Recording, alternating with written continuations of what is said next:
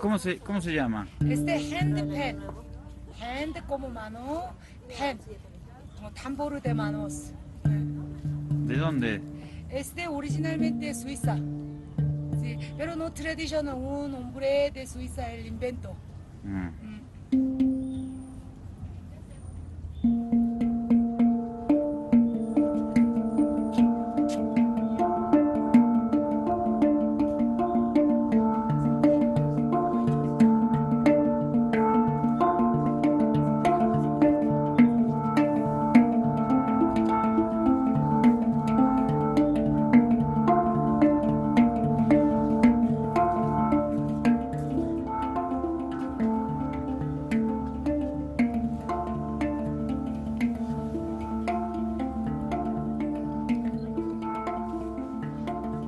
Esto ocurría ayer cuando salía la luna en el montículo de Sopocachi. No conocía este instrumento que... Ponele un poquito de nuevo, Will. Que no está claro si es su origen porque estuve googleando. Si es de Suiza, si es del Tíbet. Porque me dijo la señora que parece que el que lo inventó en Suiza había estado en el Tíbet. Ah, O otra información dice que es de Trinidad y Tobago. Pero un sonido que me dejó así, obviamente en vivo y en directo, mucho más lindo que... claro. No, aparte el sonido parece oriental, ¿no? Sí. El tipo de música, pero bueno, Ponele un poquito todo más, eso. que me encantó. Y me quedé hoy todo el día escuchando. Y también hay diferencias sobre el nombre. Han Dram, otro dice Han Pam, no sé qué. Bueno, hay varios. Claro, debe tener varios nombres. Poné un poquito más, dale. Y eso fue para la espera de la Superluna. Sí, estaban ahí... Sí, exactamente.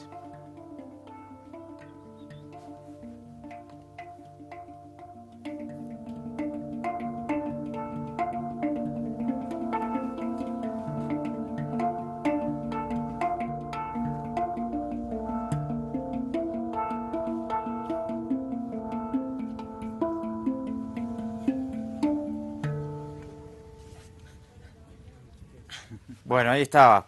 ¿Y Buenísimo. estaba viajando? La señora estaba viajando con un chico mexicano. Va, la chica es una joven. Después lo vamos a ver porque él también estuvo interpretando ahí.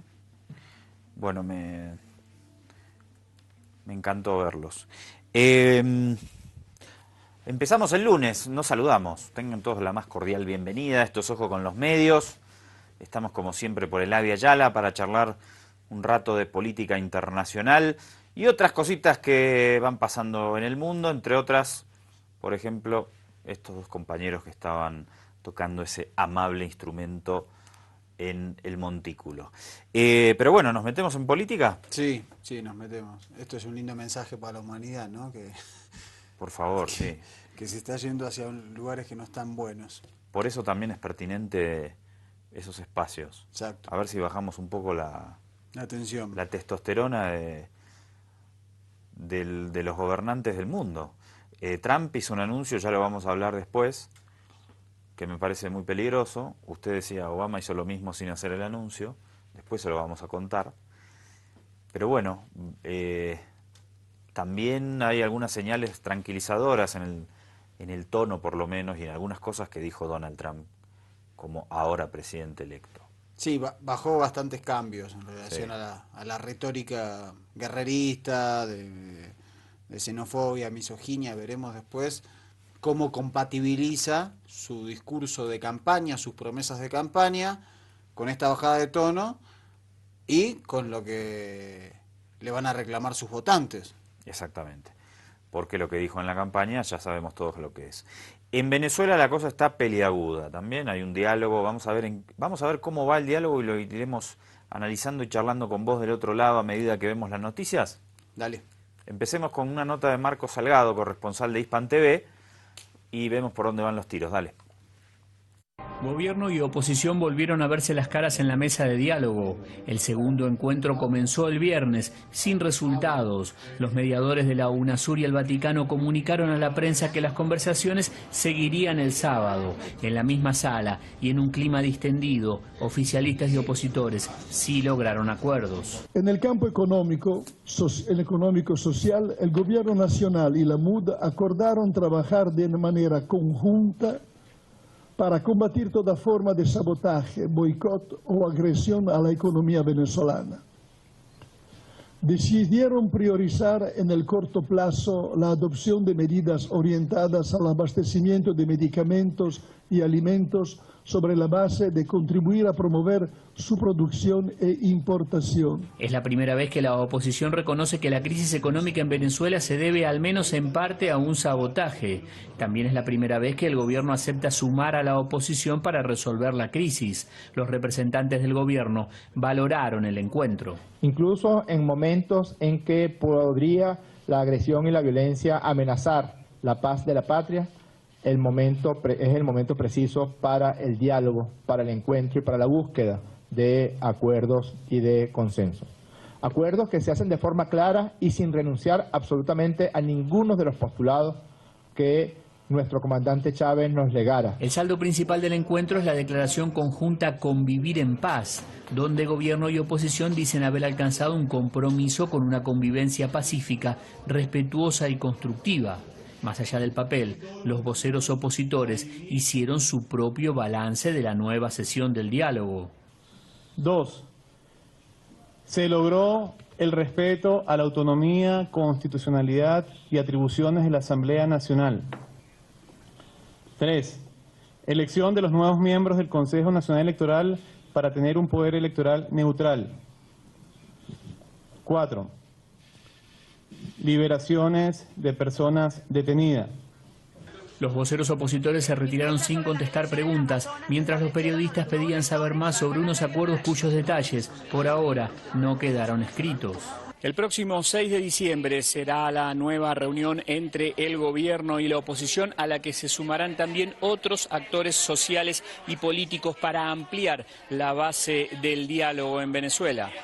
Marcos Salgado, Hispan TV, Caracas. Vamos ahora a ver y escuchar a Nicolás Maduro y después nos dedicamos un poquito más al análisis.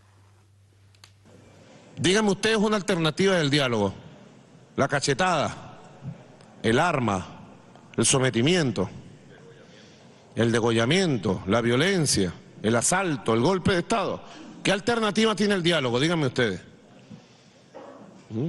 El que no dialoga es el que tiene miedo. Hay gente que tiene miedo.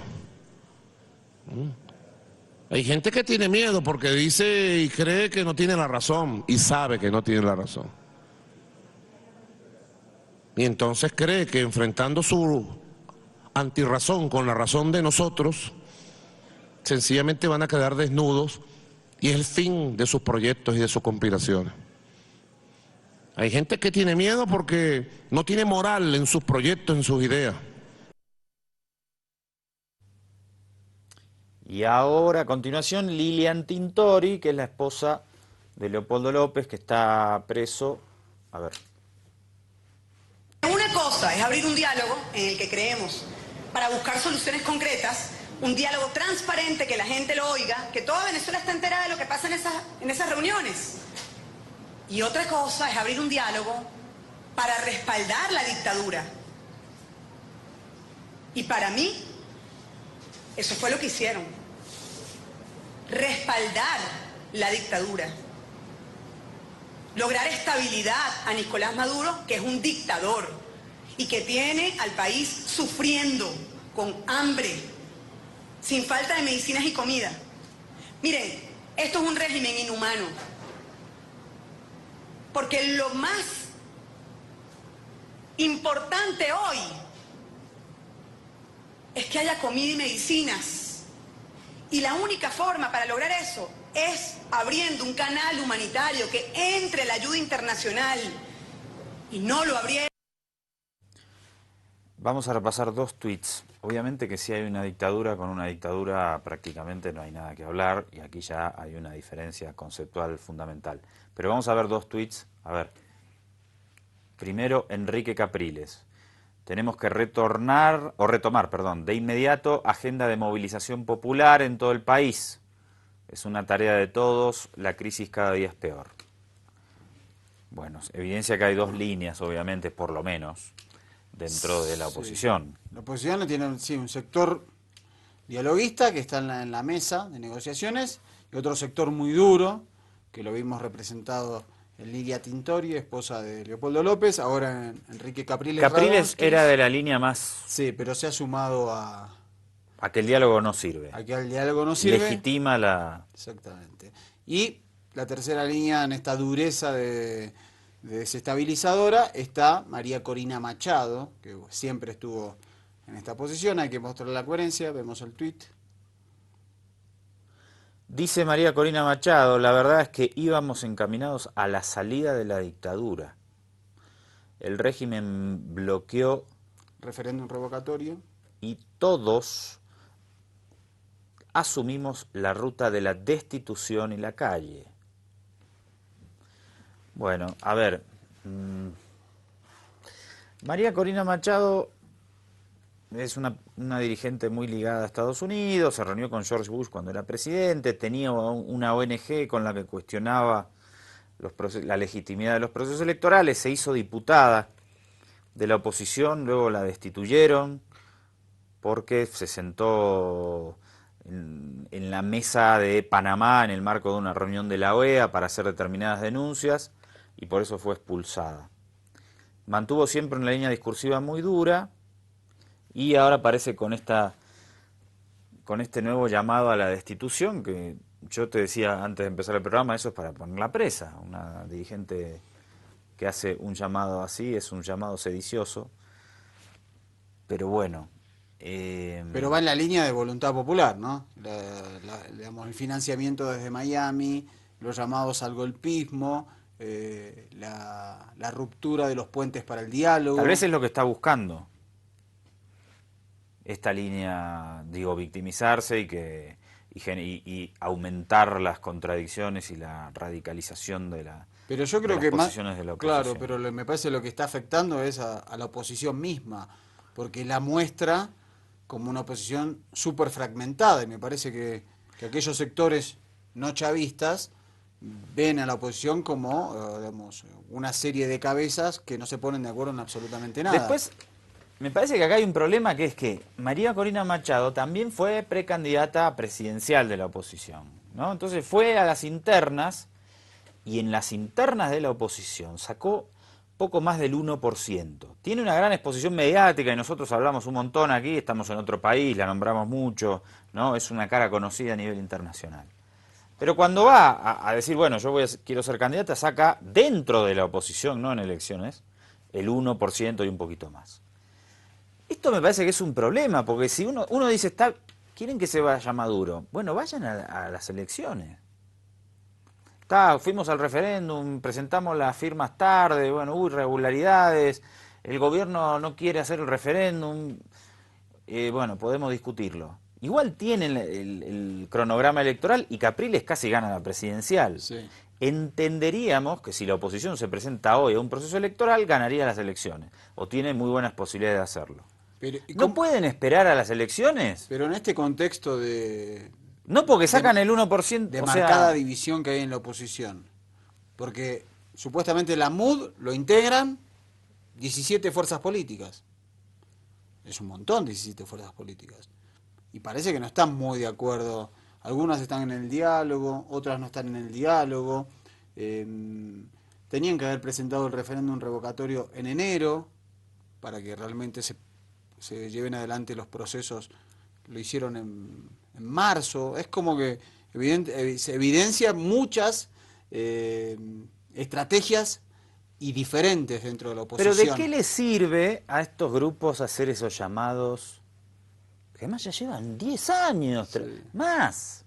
El primer golpe lo dieron en el 2002. Yo creo que esos llamados ahora son porque tienen una sensación de que el gobierno durante el primer semestre de este año estuvo en una situación muy endeble y que ahora entró en una meseta de estabilización.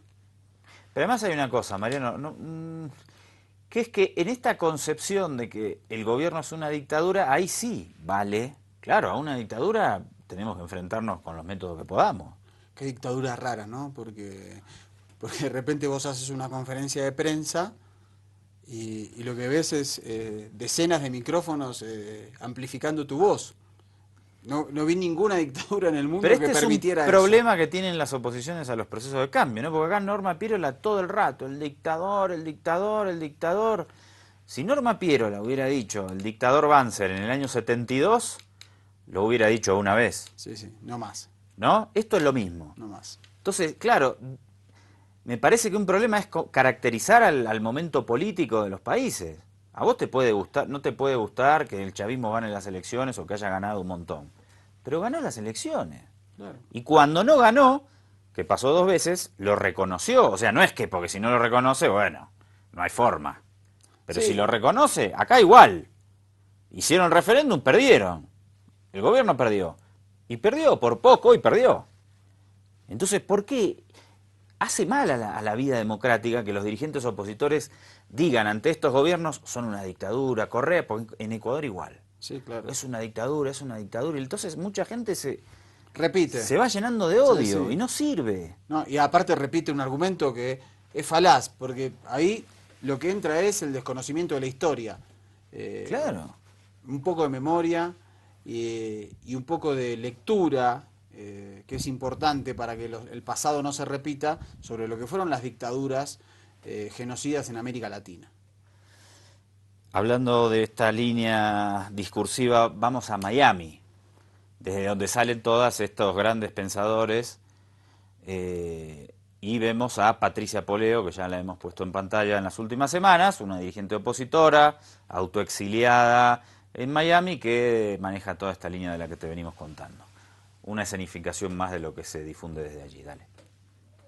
Me duele mucho tratar de esta forma al señor Chugo Torrealba, pero Chugo Torrealba se ha subordinado a los intereses de los grupos políticos que controlan la supuesta mesa de unidad, ¿verdad? Que no es ninguna mesa de unidad, sino es la mesa controlada por 3 partidos, por 3 cogollos, porque ni siquiera la gente de esos partidos está de acuerdo con las cosas que hacen esos 3 cogollos. Entonces, tengo que tratarlo con dureza de decirle, bueno, que él se ha vuelto parte de esto. Cuando tú te metes en una cola y le empiezas a hablar a la gente de los problemas políticos, te habla peste del gobierno nacional, pero hace un punto y aparte y empieza a hablar pestes tan o peor, ¿verdad?, que las que habla del gobierno. Entonces, es una situación que dantesca. Pues, ¿qué está pasando con esa mesa de diálogo? ¿Quién mandó a la oposición, verdad? ¿Con qué poder ellos se sentaron a hablar en nombre del país? O sea, ¿acaso el bloque de resistencia le dio un visto bueno para eso? No, lo repudió. ¿Acaso el bloque de disidencia le dio un visto bueno, un espaldarazo a que se sentaran a negociar con el gobierno nacional? No. La ciudadanía no militante dio ese bloque tampoco. O sea, hablamos del zombie porque tú dices que la mesa de unidad está muerta, pero realmente ahí está, es la que está actuando. Sí. Entonces, ¿qué se hace frente a eso? Porque fíjate, Saverio, lo que tú me estás hablando de el ciudadano que no está ni con la mesa de la unidad, ni con el gobierno, es lo que se puede llamar la tercera vía. Digamos que es el país que va por el camino del centro, esa gente con la que tú hablas todos los días, que además es la mayoría, que si lanzan un candidato que los represente a ellos, es el que gana. Así es, Patricia. Mira, yo creo que no hay una tercera vía en Venezuela. Yo creo que los medios de comunicación, ¿verdad? Que ambas partes hablan contra los gobiernos, contra los medios de comunicación. Pero a veces la cortina mediática que existe en el país nos impide ver que la única vía que tienen todos los venezolanos es un cambio de gobierno y un cambio de régimen. Y cuando me refiero a cambio de régimen, me refiero a cambiar al gobierno y a la oposición, al status quo, al establishment. Estamos cansados de ello. Entonces, ¿qué hacer contra esa mesa de unidad que está muerta porque está divorciada del sentir de los venezolanos? Está muerta porque no nos representa a nosotros, no representa ni siquiera a los partidos que están inscritos en la mesa de unidad. La mesa de unidad se convirtió en una fiesta de obligados. ¿Entiendes? Tenemos ahí 16 partidos obligados a estar dentro de la mesa de unidad y que tienen que callarse la boca, y tenemos a 5 partidos que no dicen nada y 3 que gobiernan y hacen lo que les da la gana y le imponen a los demás. Entonces, eso como mesa de unidad, como representación del movimiento, los movimientos políticos de oposición, ¿verdad? Está muerto. Pero, ojo, entiéndalo el país, aunque la mesa de unidad está muerta, va a seguir andando, porque es como un zombie. La pregunta que hace la gente en la calle es, ¿dónde está la gente de la oposición? ¿Por qué tiene miedo de acompañarlo? Y cuando yo les llevo la pregunta a la gente de la oposición, se las he llevado a la Asamblea Nacional, donde, fíjate, a pesar de que un tiempo estuvo muy razonado con la mesa de unidad, a mediados del año fue cuando finalmente yo por primera vez entré a la Asamblea Nacional. Cuando fui a llevar el mensaje a ellos de que la gente está molesto porque ellos no dan la cara, la respuesta de ellos es que bueno, que ellos no van a tomar riesgos y que bueno, que no van a terminar presos. Y entonces, ¿para qué fuiste a pedirle votos a la gente si no quieres representarlo? La función de un diputado es representar, legislar y controlar. Ok, ellos legislan allá supuestamente, legislan levantando la mano para seguir la línea de lo que da el partido tal. Nos han dado la espalda, no les importamos. Acá está el impulso de la vía golpista. Que además le dice a la Asamblea Nacional, que domina la oposición, a esos sectores opositores que son unos inútiles, que no... Por eso, que se vaya al gobierno y que se vaya a la oposición. ¿Quién viene? ¿Por qué no se presentan ellos Claro. a elecciones? Se presentan. María Corina Machado, podríamos ponerla en esta línea discursiva, va y se presenta a la interna opositora y de nuevo saca 1,4%. Claro. Entonces lo único que les queda es hacer estos llamados a la destitución, porque no encuentran otra salida. Pero me parece que lo que mostramos hoy, estas diferentes líneas de la oposición, los muestra en una crisis profunda interna. Ese es un dato. Ese es el dato. Y que me parece que ese dato, yo creo que la preocupación está en que el gobierno logró sentarse al diálogo con 3 expresidentes y lo más importante, con una mediación papal. Es decir, el propio Papa Francisco llamando a las partes, comunicándose con ellos y diciéndoles que entendemos que tiene resultados también para la oposición, para el gobierno y para la oposición ese diálogo. Se supone, dice, bueno, claro, la oposición dice, no nos gustan los integrantes del Consejo Nacional Electoral. Van a buscar otros. Sí. Claro, vamos a poner otros. Van a elegir otros. Se entiende que el tema del referéndum va a ser retomado en las próximas semanas. Y así otra serie de cuestiones. Y el gobierno logra que estos sectores de oposición admitan que parte del problema del desabastecimiento pasa por una cuestión organizada que debe tratarse y solucionarse. Exacto, un sabotaje ahí, exactamente. Sobre Venezuela habla Pepe Mujica para CNN. El primer problema que tiene Venezuela es la dependencia petrolera, que no es un problema de hoy, es un problema que tiene cerca de 100 años, que le devastó la cultura productora de alimentos, un país que se acostumbró a importar la comida, porque salía más barato, por lo que fuere. Pero para tener seguridad alimentaria hay que tener gente que trabaje la tierra y que se quede en la tierra y que la quiera, y eso es una cultura, y en el mundo de hoy es más fácil hacer un ingeniero que un campesino. Qué buen camino el que emprendió la iglesia tratando de tender un puente, a ver si empiezan a hablar, porque ninguna sociedad puede caminar en la mitad de una sociedad por un lado y la mitad. Interesante lo que dijo, ¿no?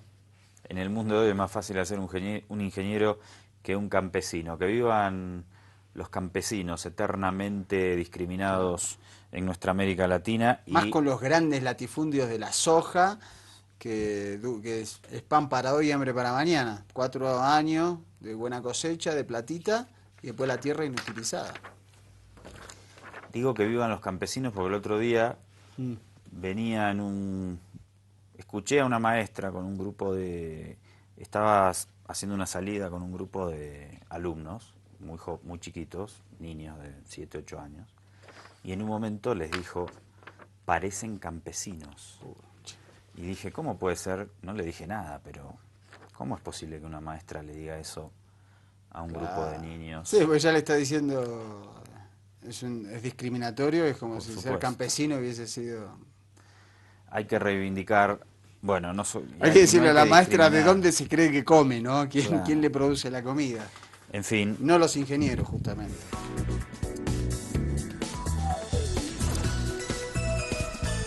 Todos los solos, juntos debemos caminar, no estamos solos, nos debemos acompañar y Bien, vamos a hablar ahora de Estados Unidos y de Donald Trump. Primeros anuncios de Donald Trump, reporte de la televisión española. En esa entrevista han matizado algunas de sus principales posiciones, por ejemplo, respecto a la inmigración. Ya no habla de expulsar a todos los inmigrantes irregulares, que son unos 11 millones, sino de expulsar o encarcelar a unos 3 millones, aquellos que tengan antecedentes penales. Donald Trump también ha anunciado que va a renunciar a su salario anual como presidente, son unos $400.000 al año, y dice que no tratará de rectificar la aprobación del matrimonio homosexual respaldada ya por el Tribunal Supremo. Hace solo unos minutos hemos conocido una noticia de última hora. El presidente ruso Vladimir Putin ya ha llamado por teléfono a Donald Trump para felicitarle por ese resultado electoral. Ambos han convenido, han acordado la necesidad de mejorar las relaciones entre los dos países y también en mejorar la lucha conjunta contra el terrorismo internacional. Junto a su familia, Donald Trump abre su casa en su torre de Manhattan a la televisión CBS. 3 de sus hijos y su yerno forman parte de su equipo de transición en la Casa Blanca. Oficialmente se convertirá en presidente el 20 de enero y por ahora ha suavizado algunas de sus promesas respecto a la inmigración o acerca de su rival Hillary Clinton. No quiero hacerles daño, son buena gente, ha dicho Trump, que no aclara si nombrará a un fiscal especial para investigar a Clinton como prometió en campaña, y renuncia a cobrar los $400.000 anuales de salario presidencial. Solo recibirá $1 al año, lo mínimo que permite la ley, dice. De él dependerá en gran parte el nombramiento de un nuevo juez vitalicio en el Tribunal Supremo. Ese juez estará contra el aborto y defenderá el derecho a llevar armas, dijo ayer Trump. Melania, la primera dama, tendrá una agenda propia, centrada, dice, en combatir el acoso en las redes sociales a los menores de edad. En las próximas semanas, Trump perfilará su nueva administración. De momento ha nombrado a 2 cargos clave. Reince Priebus, un clásico representante del aparato republicano, será su jefe de gabinete y Steve Bannon será su consejero estratégico. El nombramiento de Bannon ha generado más atención y polémica. Ha sido uno de los artífices del fenómeno Trump como jefe de campaña y al frente del medio de comunicación Breitbart, especialmente agresivo en Internet contra la izquierda, pero también contra la élite del Partido Republicano, difundiendo, según sus críticos, mensajes xenófobos y machistas. Vamos a ver un poco más este tema de encarcelar o deportar a 3 millones de inmigrantes que tengan antecedentes penales. Un dato no menor, y decíamos con Mariano, y te lo comentábamos hace un rato, que Obama hizo algo parecido pero sin anunciarlo. Claro, las deportaciones durante sus 8 años de mandato, todavía no terminó el que queda, ya llevan 2.700.000 y pico de personas deportadas en este tiempo. Porque suena duro, echar a 3 millones de personas no es fácil. No, pero aparte, es decir, ¿dónde está la estadística que diga que de esos 11 millones de inmigrantes sin papeles, hay 3 millones que son delincuentes? Es una estadística completamente, digamos, y genera... pero aparte digamos, cualquier estadística más o menos seria que diga más o menos en cierta cantidad de población, tantas pueden ser delincuentes, eso no va ni a la esquina. Lo que sí que genera un clima de xenofobia y de persecución por parte de autoridades estatales o de fuerzas de seguridad muy fuerte hacia los inmigrantes, claro, obviamente, ¿no? Desde ya. Es muy peligroso el mensaje, sumado a que Donald Trump va a ser quien puede poner a ese juez vitalicio en la Corte Suprema y va a poner a un juez vitalicio, ultraconservador. Guarda con los derechos adquiridos. Vamos con Obama en CNN. Sobre el programa DACA de acción diferida, que le ha permitido a los Dreamers que se han beneficiado de estas cláusulas, exhortaría al presidente electo y al próximo gobierno a que piensen muy bien. Ellos son de que ellos pudieran poner en peligro el estatus para todos los propósitos prácticos de los chicos estadounidenses. Estos son chicos que vinieron acá con sus padres no hicieron nada malo, han ido a la escuela, han dado el juramento a la bandera, algunos de ellos han servido en el aparato militar, han ido al colegio. Por definición, si son parte de este programa, son chicos sólidos, de buen carácter, maravillosos. Es mi creencia que la mayoría de los estadounidenses no quisieran que súbitamente estos chicos tengan que empezar a esconderse.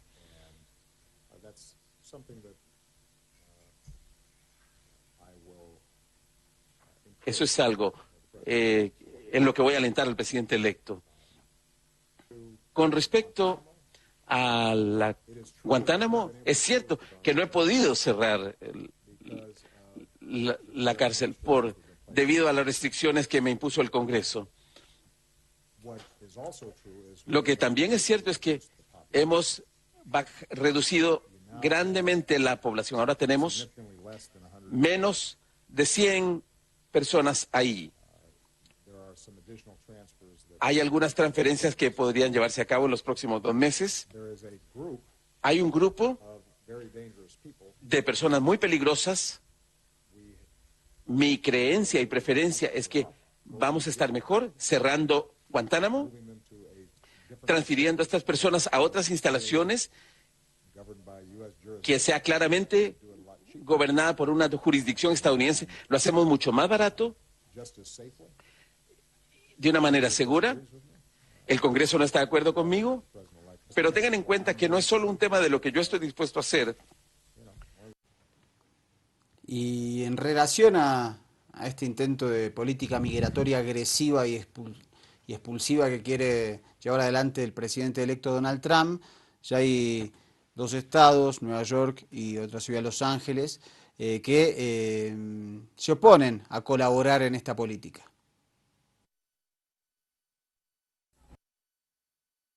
En el puesto de venta de maní que le brinda el sustento para su familia y que está ubicado frente a una de las emblemáticas Torres Trump de Nueva York, la ecuatoriana María Espinosa dice temer ser deportada después de que el presidente electo Donald Trump se instale en la Casa Blanca. Tengo miedo por mis hijos, pero si es que llega a pasar eso, que nos manden con todos nuestros hijos, que no nos separen. Pero al mismo tiempo, Espinosa asegura que vivir en Nueva York le da tranquilidad, por tratarse de una ciudad considerada santuario, ya que las autoridades locales no pueden pedir pruebas sobre el estatus migratorio de sus residentes. Vamos a triplicar el número de oficiales de deportación. Con las propuestas que el presidente electo hizo durante la campaña, Espinosa dice sentirse vulnerable en caso de que las autoridades migratorias accedan a la información que suministró cuando les pidieron la tarjeta de identidad municipal que la ciudad otorga a sus habitantes desde el 2015. Sí me da miedo porque ellos ya tienen la dirección de nosotros, donde vivimos, y tienen todo, el nombre verdadero, tienen todo eso. Ante esos temores, el alcalde de Nueva York, Bill de Blasio, dejó en claro que su administración luchará legalmente para proteger la confidencialidad de la base de datos de unas 850,000 personas que han solicitado el documento de identidad. En algo así pienso que como toca directamente el botón de si la privacidad de la gente va a ser respetada, creo que es algo en lo que habría una verdadera pelea. Aunque el presidente electo no ha hecho ninguna declaración pública sobre la base de datos del programa de identificación municipal, las organizaciones que defienden a los inmigrantes creen que esta podría ser un objetivo en su administración. Según la Coalición de Inmigración de Nueva York, una de las ventajas que tiene la tarjeta de identidad municipal, especialmente para los migrantes indocumentados, es que no se le pregunta el estatus legal a quienes la solicitan. El documento, que solo tiene validez a nivel local, se creó para beneficiar a las comunidades más vulnerables, especialmente unos 500,000 inmigrantes indocumentados que, según el alcalde, viven en la ciudad. No vamos a sacrificar a 500,000 de personas que viven entre nosotros, que son parte de nuestra comunidad y cuyos familiares o seres queridos resulta que son residentes permanentes o ciudadanos. No vamos a separar familias. La ley que creó la identificación municipal establece que la información de quienes la solicitan debe estar guardada en bases de datos y servidores encriptados. Tampoco puede ser entregada a las autoridades federales sin el permiso de la Oficina de Recursos Humanos de la ciudad Y por si fuera poco, sus promotores incluyeron un artículo en el que se indica que esta información puede ser eliminada antes del 31 de diciembre del 2016 en caso de que alguien del llamado Tea Party gane la Casa Blanca. Gilbert Vega, CNN, Nueva York. Mucha incertidumbre que habrá que esperar las primeras semanas, meses de Trump, a ver qué pasa. No ayuda si sus puestos de confianza lo van a ocupar ciudadanos como el que veremos a continuación. Para entender la reacción contra Steve Bannon, quien será uno de los asesores más importantes de Donald Trump cuando asuma la presidencia, hay que visitar este sitio de internet, Breitbart.com. Bannon fue su editor antes de ser designado en agosto presidente ejecutivo de la campaña de Trump. En este portal se presentan noticias y piezas de opinión de marcadas tendencias derechistas, populistas y nacionalistas. Han destacado titulares como los que describen al columnista conservador Bill Kristol como un judío renegado, o que sugieren que las mujeres que utilizan anticonceptivo son poco atractivas y locas.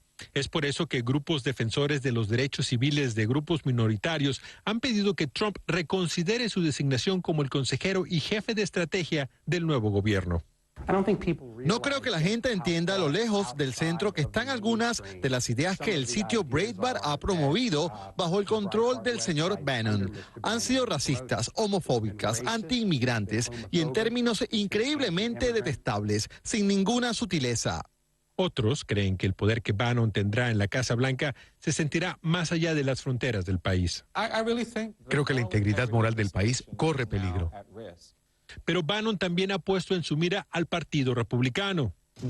Realmente no creemos que haya un partido conservador funcional en este país y ciertamente el Partido Republicano no lo es. Y centró sus ataques en el liderazgo del partido, comenzando por el presidente de la Cámara de Representantes, Paul Ryan. Lo que tenemos que hacer es abofetear al Partido Republicano, sacarlos de ahí y, de ser necesario, tomaremos el poder. Desde la campaña de Trump dicen que la incorporación de Bannon ayudó a imponer disciplina al equipo y al mismo candidato, ayudándolo a llegar a la Casa Blanca. Fue el general de esta campaña y francamente la gente debería ver su currículo completo. Tiene un título de la Escuela de Negocios de Harvard, fue oficial de la Marina, ha tenido éxito en la... Bueno, esto es muy peligroso, evidentemente, cuando entendemos que esta es la administración que tomará las riendas de la principal potencia militar del planeta.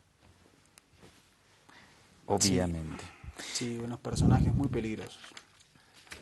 Iniciemos la transición hacia una pausa, por favor.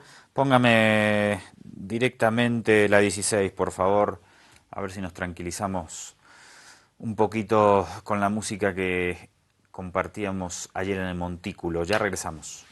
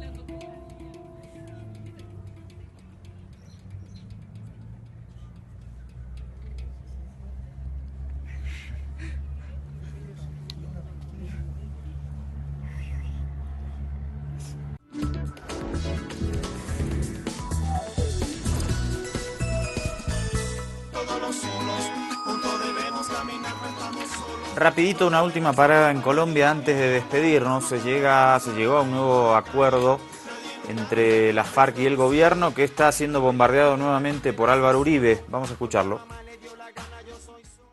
He pedido al presidente de la República que los textos que anuncian de La Habana no tengan alcance definitivo, que sean puestos en conocimiento de los voceros del no y de las víctimas, quienes los estudiarán en breve tiempo y expondrán cualquier observación o solicitud de modificación en nueva reunión con el equipo negociador del gobierno.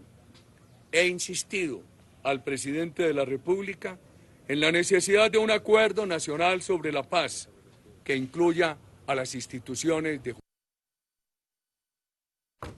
Queremos paz para Colombia y nos despedimos por hoy. Sí, con las modificaciones que se han trabajado esta semana en La Habana entre el gobierno y la FARC, esperemos que esta vez sí sea refrendado, tanto por el Congreso como por la población. Lo vemos, lo reporta Univisión. A Domani esta mañana, un abrazo. Hoy domingo en Bogotá, decenas de manifestantes que desde el pasado 2 de octubre acampan en la Plaza de Bolívar pidiendo celeridad en la firma del acuerdo de paz, amanecieron optimistas. Después de 44 días después de pasado el plebiscito, se recibe ya con gran alegría, con gran entusiasmo que por fin hay un acuerdo final. Entre ellos hay jóvenes, adultos y sobre todo víctimas que sí quieren la paz en Colombia, a pesar de que el destino de ella lo haya marcado una votación adversa. Seguiremos ahí apoyando hasta donde nosotros las víctimas tengamos una línea directa por lo menos lo que es una reparación integral con justicia social. Pero ellos no fueron los únicos en celebrar. En la mitad de la selva, los guerrilleros rasos siguieron paso a paso el anuncio del nuevo acuerdo y hoy también despertaron con el ánimo arriba, pensando en una pronta desmovilización. Reaccionamos como todo el pueblo colombiano en este momento, con infinita alegría, con esperanza en el futuro y con el compromiso y el reto de construir las bases para que de verdad logremos por fin una paz estable y duradera.